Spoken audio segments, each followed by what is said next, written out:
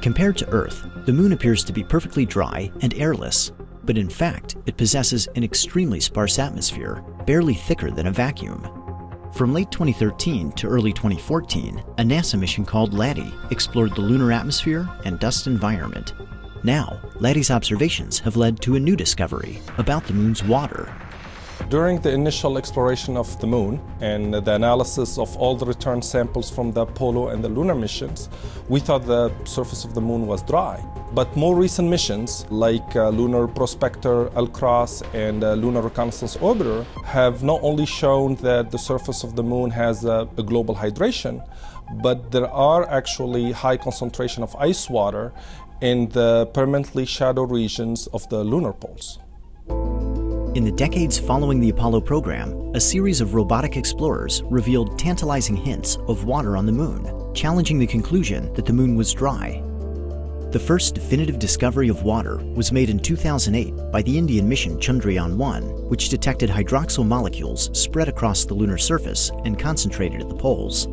The following year, NASA's LCROSS mission deliberately impacted part of its launch vehicle into the southern crater Cabeus, ejecting a plume that contained water ice.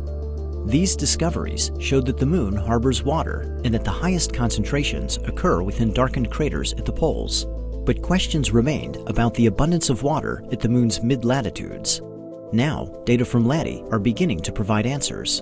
What we discovered is that the surface releases its water when the Moon is bombarded by micrometeoroids. This is especially noticeable during meteor showers. What we also found is that the surface that's releasing the water is being protected by a layer of few centimeters of dry soil that can only be breached by large micrometeoroids.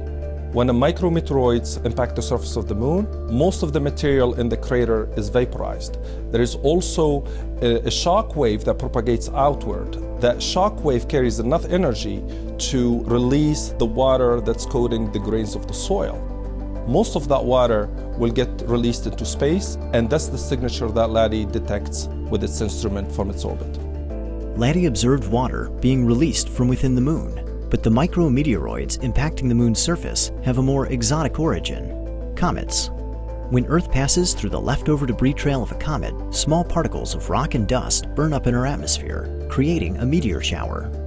On the Moon, these micrometeoroids impact the surface, releasing water at the same time that meteor showers are occurring on Earth.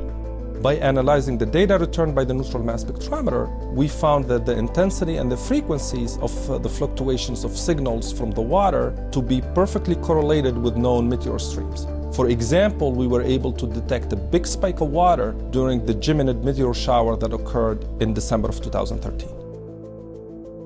Knowing how much water is available at the Moon's mid-latitudes is important for future exploration. LADEE's observations showed that beneath 3 inches of dry lunar soil is a wet layer 10 feet deep. But on the Moon, wet is a relative term. The concentration of water in the wet layer is about 200 to 500 parts per million per weight. So to fill an 8-ounce bottle with lunar water, you would need to squeeze water out of about 1 to 2,000 pounds of lunar soil. So while the wet surface is wet, it's drier than you think. The search for water on the Moon spans 5 decades and is of great interest to future exploration. Thanks to LADEE, we now know that trace amounts of water are widely distributed across the lunar surface, improving our understanding of the Moon's geologic past and its continued evolution.